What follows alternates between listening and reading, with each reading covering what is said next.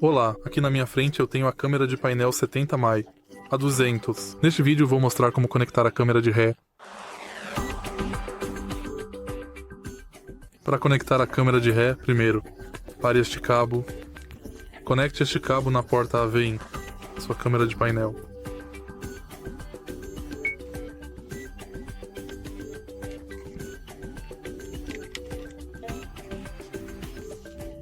Agora, a segunda parte desta câmera se conecta bem aqui a esta câmera de ré. Uma vez feito isso, você terá ambas as câmeras conectadas.